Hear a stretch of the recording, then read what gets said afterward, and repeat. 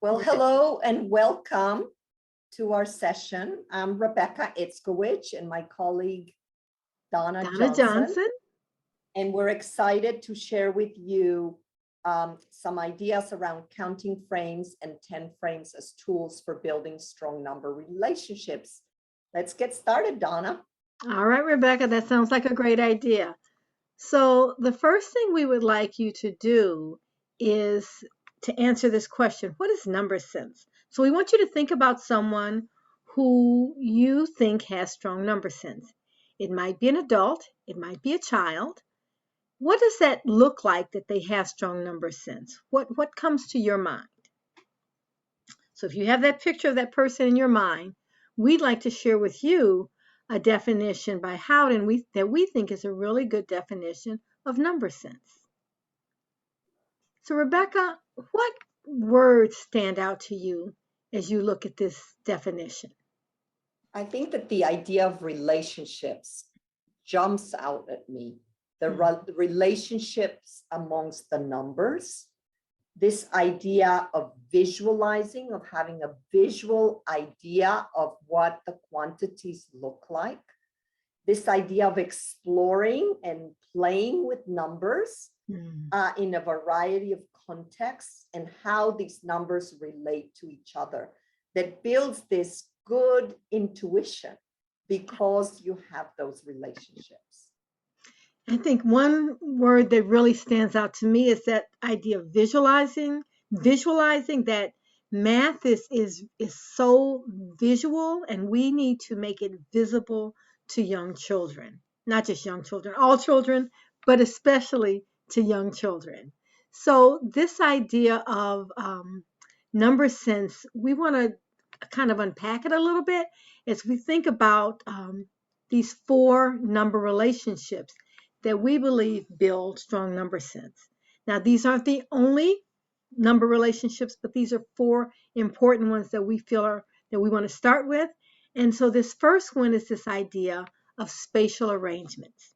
Recognizing how many without having to count by seeing the visual structure. And you might know the term subitizing, where you're able to recognize how many with smaller quantities without having to count. But if you can see the structure, and we're going to look at the structure of some tools in a little bit, even with larger quantities, that structure can help you to figure out how many. The second relationship we want you to think about, and I really love this one, is one and two more and one and two less. And it's not talking about counting on or counting back, but it's really understanding who are the numbers in your neighborhood. Who are your neighbors? If I'm 4, knowing that I'm only 1 away from 5. Or if I'm the number 8, I'm only 2 away from 10. So really understanding the numbers around me.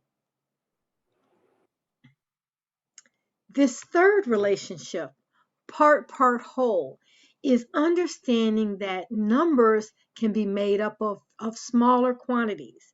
And it doesn't just have to be 2, it can be 2 or more parts.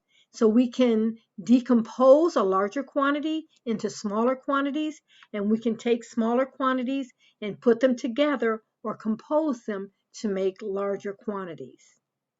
I think, Donna, that the part about this that I think goes back to the visualizing is being able to see the smaller numbers inside the bigger numbers. Yeah. I think you're right, Rebecca, because when you're going to break a number down, how do you break it down? Is there any reason to it? So if you understand some of these relationships and how they kind of intertwine together, then you begin to see what size parts you want to decompose your larger quantity into. And then the last number relationship that we're going to be talking about today is this idea of benchmarks of 5 and 10. And we know that 10, we work with the base 10 number system. We've got 10 fingers. And so 10 is such an important part. And getting, when we think about how far away 4 is from 5 or 8 from 10, it's again thinking about those benchmarks and how far away we are. So these four number relationships, we're going to get a chance to see embodied in a couple of tools that we're going to be sharing with you today. So the first thing we're going to do, though, is we're going to look at a video of a kindergarten class and a teacher who is using a 10 frame to help children figure out how many through doing a quick look.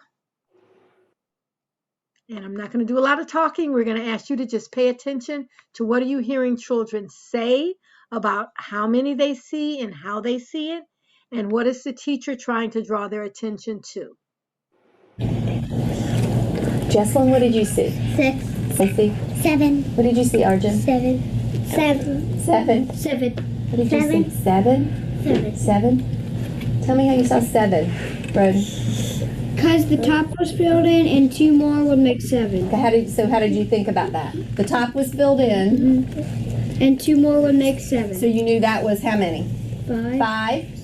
2 And more make 7. did you say 5 and 2 is 7, or did you say 5, 6, 7? Yeah. No, 5 and 2. Did you think of it a different way? If it's a 10 frame, then if you had 1 more, it would be 8, and if you had 2 more, it would be 10. If you took 3 away, it would be 7. So you saw 3 were missing and you knew that it was 7? Okay. All right. Wow.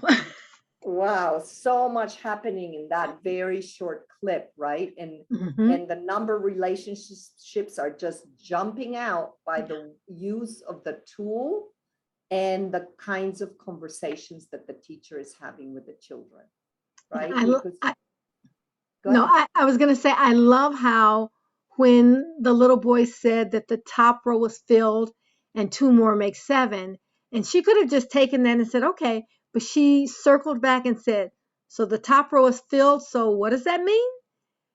And he's like, it's 5, because she really wanted him to make that connection that when you have a 10 frame, if the top row is filled, that means there's 5. You don't have to count it. You can just know it. Yeah, and then she asks him, how did you go from there to 7? Did you Mhm. go 5, 6, 7, or 5 and 2 more? And that's that relationship that you love so much, right? Because Yes. that he knew that 7 was very close to 5, but not as close to 6, because it's 2 or what, 2 more than 5 is 7. So we And saw then the go ahead. No, you go ahead.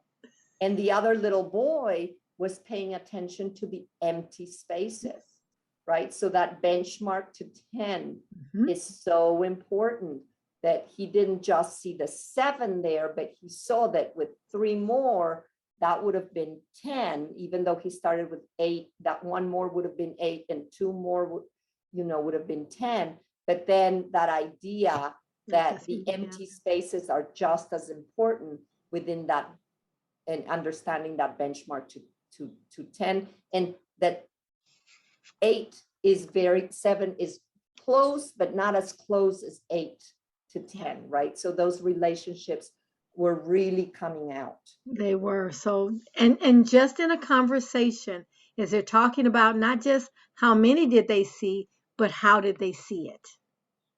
Absolutely. So now we're going to take a look at another kindergartner, and this is a kindergartner who's had a lot of experience in preschool working with 5 frames and then with 10 frames, and now going to be engaging in some teen numbers, which we know are tricky. They can be tricky, but let's see what happens with him. Okay, here we go. Here we go. You ready? Ready. Oh my god, this is hard to pick. What did you see? I saw 13. How did you know that was 13? Yeah. What did you see? I saw 10 on the top and 3 on the bottom. That's 13. So when you said you saw 10 on the top, what do you mean by when you saw 10 on the top? I saw 10 on the top and on the bottom. So where the 10 was in the 10 frame?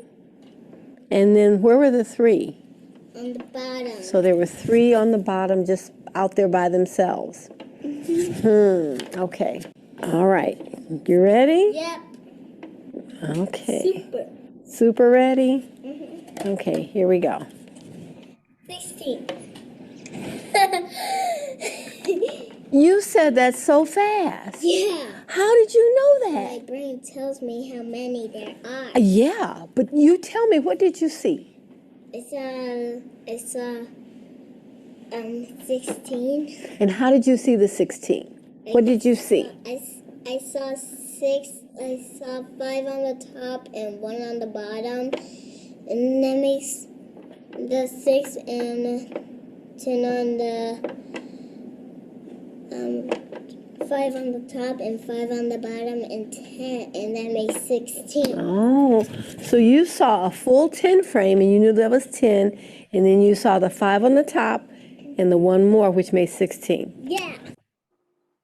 I love this video, Donna. He is just having such delight in feeling so competent that he can find this, that he knows, and he can explain it with the support of the questioning, right? Because when he didn't have the full language to say a full 10 frame, but he's saying that there was 5 and 5 more on the top and the bottom, and then there's the 5 and the 1 more. So he's really explaining the full 10 frame and then some more. Yeah, what struck me with that one, especially as I thought about it, and when you listen to things, you see more things. You know, he first thing he said was there was the 5 and the 1 more, and that was the 6. So it's almost like he had internalized the 10 already. And then I said, I forget what I said, but then How he did you said, know it was 10? how do Yeah. you know it's, and so, what, because he said 10, and then I think he was remembering, but before I asked him, how did I know it was 10? And so he said the 5 and 5, but he had internalized that 10. So in a sense, he didn't have to think about that. He could go to the empty 10 frame because he knew that that top frame was already 10. And that's what we want children to do when they see the 10 frame. They don't have to worry about it. They can hold it and go on to the other numbers. I think that that's what's the beauty of it, the holding on. And you said you touch your head, that mental image of the 10 and some more, that is setting up such important ground for building place value. And let's see how we can take those ideas of, thinking about that benchmark of 10 that the 10 frame really leans on, and think about solving the problem 8 plus 6. So we're going to look at this problem, and I'm going to just quickly share something that I noticed, and you can share what you noticed, Rebecca. First, I noticed that there's 2 10 frames, and neither one of them are full. The red 10 frame has 8 dots, and the red 10 frame, the 10 frame with the black dots, there's 6. And so we see there's 2 rows of that have full row of 5, and then there's some more. Anything else that you noticed that maybe I missed? No, I just noticed that you noticed what was full. I'm noticing what's empty. I noticed that the one that has the red dots has 2 empty spots, and the one that has the black dots has a lot of empty spots. A lot of empty spots. So let's think about how a child might solve this problem. So there it is. They saw those 2 empty spots. You're talking about, yeah. Exactly. And they said, let's fill them up. Let's fill them up. And I can see where those 2 dots come from because it's in a different color. So I see that the 6 was broken up into 4 and 2 more, so that I could take those 2 and make the 8 into a 10. And now I have the 10 and 4 more. So we think about some of those number relationships. We can see the benchmark of 10.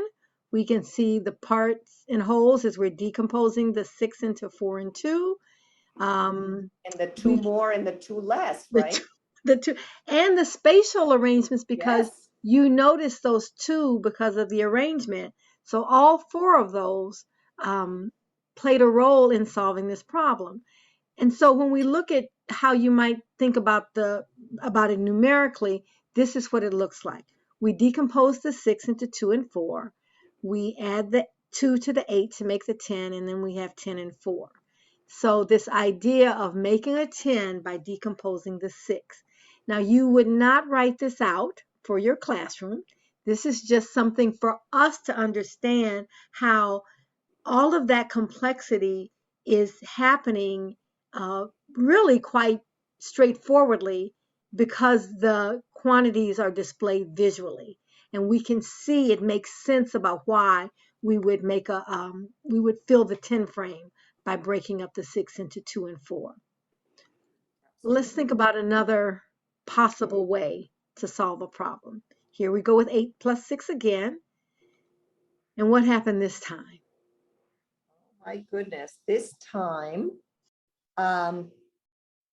I noticed that you made the 2 frames even. They were uneven, and now they're even. So now I have doubles. I have 2 sets of 7. That's And right. so that And makes it so much easier because kids, our brain loves doubles. So all of a sudden the 8 is no longer an 8. It's a 7, and the 6 is no longer a 6 because it got the 1 from the 8, and there's 2 7s. so there we go. And again, if we were going to write this, which we're not, we decompose the 8 into 7 and 1, and then we combine the 6 and the 1 to get 7, and then we have our 7 plus 7, which gives us our doubles. So again, numerically, it looks much more complex, but visually, it just makes sense to make the 2 10 frames equal. And that visual of making them even is so powerful, right? Because they were not even, and now they are. So you can really see what's happening. We're going to look at one more way. And so, Rebecca, what happens here? Oh, now we have a bicolored 10 frame. So there's 5 and 5 that makes the 10, but the 5 from the 8 and the 5 from the 6 have been combined to make the 10. And now we just have the extras, the 3 from the 8 and the 1 from the 6. And there's our 14. So I'm going to look at the numerical representation first, and then we're going to talk about it a little bit. So we see here we decomposed both quantities this time. We decomposed the 8 into 3 and 5. We decomposed the 6 into 5 and 1. And then we took the 2 5s and put them together. And then we took the 3 to make 10. And then we took the 3 and 1, put them together to make 4. And that gives us our 10 plus 4 is 14. So even though that looks complex, it just makes sense because if we're thinking about those benchmarks of 5 and 10, we see 2 5s. What's the tendency? Put them together to make a complete 10 frame, and then we just look at what's left. I was thinking, Donna, of the relationship of part whole, because we were able to see the 2 5s inside the 8 and the 6. Yeah. So to be able to see the smaller quantities and put them together. And because it was so visual, because we could break 8 and 6 up in many different ways. But how did we know? Because we were looking for the 5. So we saw those 5s, so we knew we needed to take 5 out of both the 8 and the 6 to see what was left. So such a powerful tool that allows children to begin to discover these relationships so that they can really operate on the quantities. And we've looked at the span from pre-K up through first grade as we're thinking about moving from just looking at, just these quick looks to see how many, and you can start with smaller quantities up to 5 for those younger children, and then thinking about, those benchmarks of 5 and 10, and then making use of the structure of the 10 frame to help us to think about 10 and some more.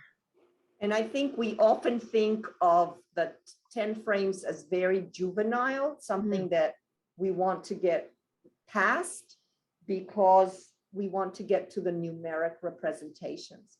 But when we move to those too quickly, we are in a way handicapping the children of developing these relationships, because it's very hard to see in the numeric representation the quantity within a structure that will allow you to build these relationships. So that's why it's so important to continue to use these beyond, kindergarten, because it's really laying the motivation, and the visualization is jumping at you so that you want to use these relationships and not just be relegated to using counting by one.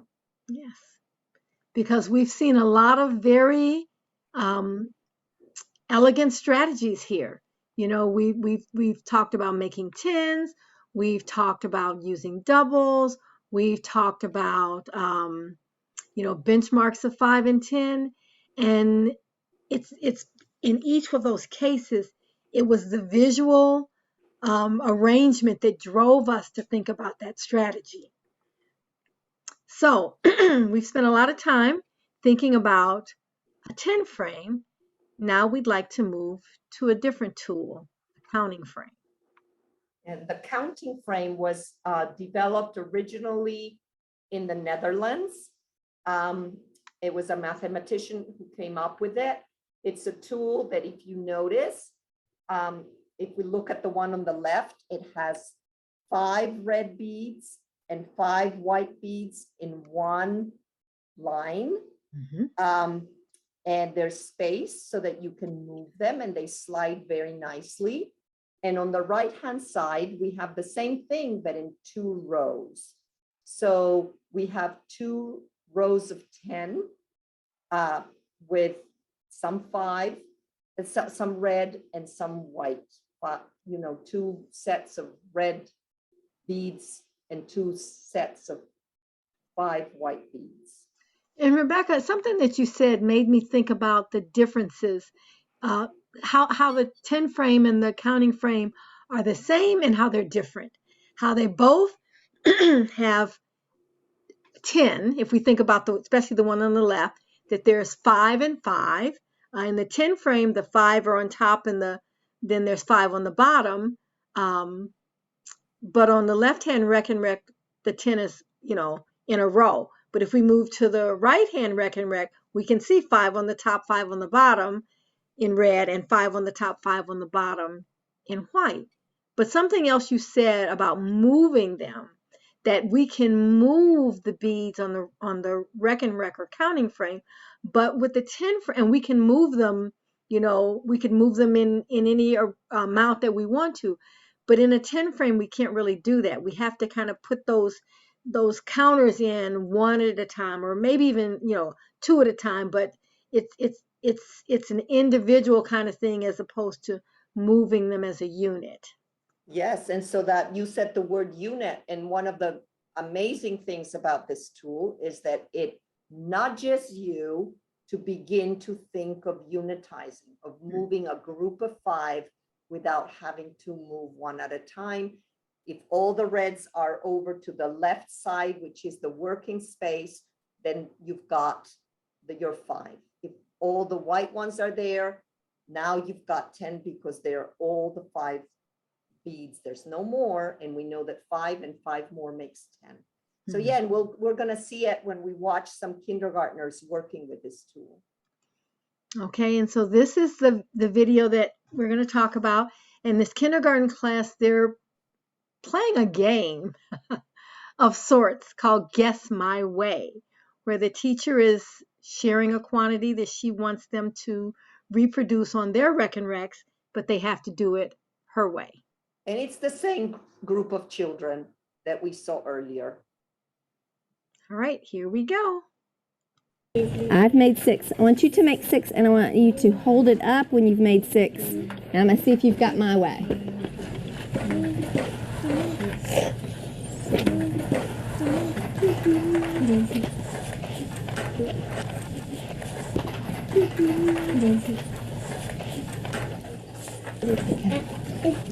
Alex, what do you have? 6. 6 on the top, 0 on the bottom. It's a good way, but not my way. What do you have, Caden? 5 on the top and 1 on the bottom. Another good way to make 6, but not my way. Jessalyn, what did you have? What do you have on the top? And what do you have on the bottom? 3 and 3. Another good way to make 6. That's what Arjun's got. Not my way. There's another way.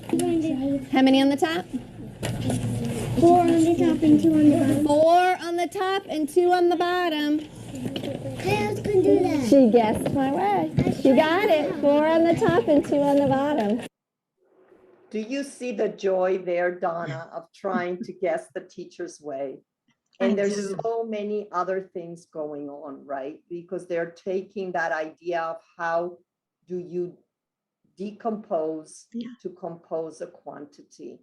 And she's getting the children the opportunity to talk about how they did it. And yes, that's a good way to make 6, but it's not my way. And she's pushing the children to not just show her, but use the language to explain how they broke up they decomposed the 6. And if a child had said 2 at the top and 4 at the bottom, she would probably have said, it's almost my way, but not exactly, because she's really helping the children begin to see the powerful commutative property that you still would get 6, but the order of the addends would be different if you had 2 at the top and 4 at the bottom, rather than 4 at the top and 2 at the bottom.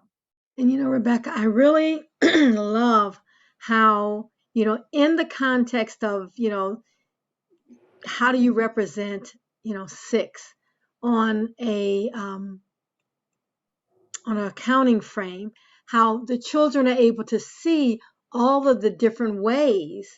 If we went and scanned the room child by child, we probably saw all of the different ways to make 6. 6 on the top, none on the bottom, none on the top, 6 on the bottom, 1 and 5 and 5 and 1, and all of those different representations were there and they were all correct, but they just weren't her way. So that whole idea of we can decompose a quantity in many different ways. It's just which way do we want for our particular usage? And that even that kind of prepping them to think about that is important in thinking about future problem solving, that I can decompose this quantity in many ways. What's the way that's going to work for me? Which one makes sense right now? Yeah, that is let's so keep powerful. moving, Donna. All right. So we're going to move from just thinking about representing one quantity to thinking about this idea of a number string, and using the Rec and Rec to show this. And so a number string is just a series of problems that have some sort of connection. They really want to bring out a strategy that children might discover. And so we're showing here these 4 problems that this teacher is going to be sharing with her students, and in the context of a double-decker bus. And I think that's important because if your children don't have a familiarity with a double-decker bus, you might think about bunk beds, where there's a top and there's a bottom, and that, the quantity has to stay the same, but it might look a little bit different. So why don't we take a look at, again, what are children saying? What are they noticing? What relationships and connections are they making between these quantities? 5 people were on the top and 5 on the bottom. 5 on the bottom. How many people would be on his bus? 10. How do you know that so quickly? Because if you have 5 and you got 5 more, that makes 10. What if there's 6 on the top and 5 on the bottom? Yes. That will be 11 How do you know? because it's the same like 10 plus 1. 10 plus 1 was that little bit that got cut off. So one thing that's interesting to me is they saw the 5 and the 5 and knew that was 10. But when she changed the problem and said, what if it's 6 plus 5? We might have just said, I might have just said, well, you just added one more and that's 11. But, she said, it's like 10 plus 1. So again, just like the kindergartner with the 10 frames who knew that, 5 and 5, if the top row and the bottom row were both filled, it's 10. They knew that if they had both sets of red beads, that was 10. So that 6 and 5 was like 10 and one more. And did you see how she moved the entire group of 5 in one stroke? Because she was really wanting the children to see all the 5 are there, not 1, 2, 3, 4, 5. Yeah. And really with that idea of seeing the entire group. That Let's see gets what back happens next. Okay, let's see what happens next. So they've thought about 5 plus 5 is 10 and 6 plus 5 is 11, which is like 10 and one more. And so the teacher uses that idea of 10 and one more to set up this next problem of 10 plus 3. It should be 13. Okay.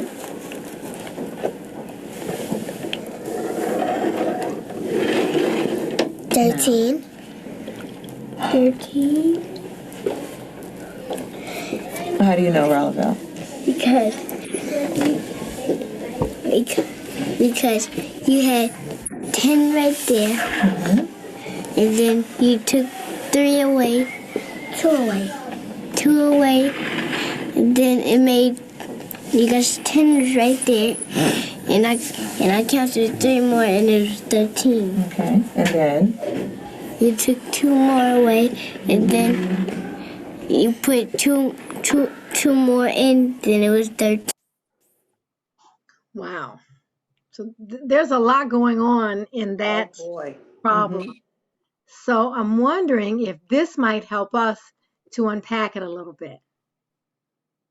So here's our first problem where there was 10 on the top and 3 on the bottom, and she said that's 13.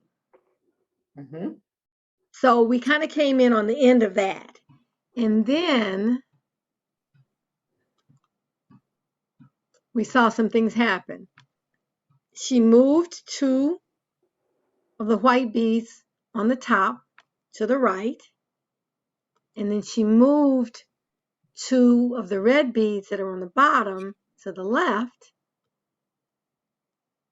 and they ended up with another quantity that was 13, but it was different. What was going on with all that movement back and forth? Why was that such a big deal? It feels like it could be confusing. And maybe even some of our audience is like, whoa, what just happened there? Well, I think that what the teacher wanted the children to see, and that's where this tool is so powerful, is that if you see the 13 as 2 5s and 3 more, that you could do something else. You can do some switching within the quantities from the top to the bottom to still get the 13, so that you can move 2 away at the top. So if you do that to the top to maintain the quantity, going back to your idea of the double-decker bus, nobody got off the bus, nobody got on the bus, they just went from the top to the bottom part of the bus. So that top was not 10 anymore because 2 went down to the bottom. So you now need to see the 2 that were at the top and are now at the bottom by moving the 2 down, the 2 over. So it's really a wonderful way to show a very complex idea of compensation, but you can see it so tangibly and you can even hear the sliding, right? So you are really multimodally seeing and hearing how the quantities are shifting. And one thing that I noticed as you were saying that, one thing I noticed that she did, she had her hands on the 2 at the top, the 2 white on the top, and the 2 red on the bottom at the same time. So there was like this movement that was happening with both of them together so that children could see. And if you think about that working space, it's kind of like that's the window that we're watching. So as 2 are going away, 2 have to come back because like you said, nobody got on the bus, nobody got off the bus. We're just changing the location. Exactly. And so understanding that, that 10 plus 3 and that 8 plus 5, and we can see the 10 and the 3 in the bottom number. Even though we see it as 8 and 5, we can also see the 10 plus 3 in the, because we see the reds and the whites. And that is the power, again, of the Rec and Rec, because you can, in a sense, divide, you can decompose 10 in different ways. You can think about all of the top row as being 10, or you can think about all of the reds as being 10, all of the whites as being 10. And depending on how you want to represent it, you can keep those quantities constant, but you can change the arrangement, the spatial arrangement, okay, Exactly. to get to that idea. And you see the 2 are still there, right? Because you remember it from the 10. So that's the other way that structure supports you, is that you really see that those, why those 2 are now up there alone. Because, now they're at the bottom because before it was 3 and now those 2 are over there. Now you see all the 5s are there because the 2 came from the top to make the 5. Exactly. With a 3. So it's very visual, and yet it's such a complex mathematical idea, but making it visually, you make it accessible.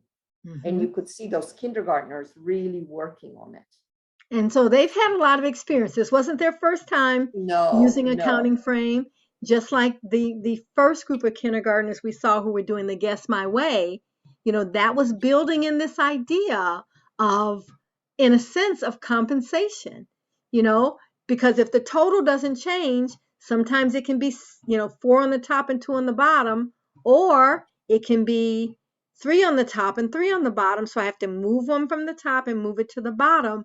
So in a way, that Guess My Way is really kind of laying that foundation for this idea of compensation. Absolutely. And so the trick to this is that you need to do it multiple times, multiple times in a joyous way, so that the children get excited to be able to explain it to you. It's not something that can be rushed, no matter how much you are in a hurry, because then you get answer getters instead of problem seekers and problem figuring out how to answer the problem. Exactly. And so we're going to take a look now at a video of a first grader who's solving a problem 7 plus 8. And he's going to be using the counting frame. But again, this is his first time using it. And so let's see how he uses it and how he makes use of it and what strategy is he using to solve this problem 8 plus 7. And if you don't know, is there a way you can figure it out? Do you use your fingers sometimes to help you? Yeah, but I don't have enough fingers. Well, how about this? Could you use this to help you out? You can use those to help you count.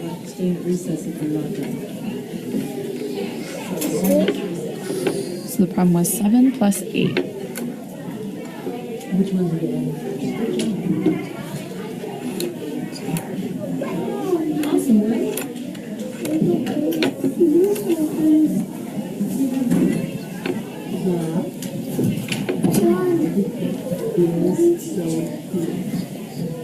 Okay. 15.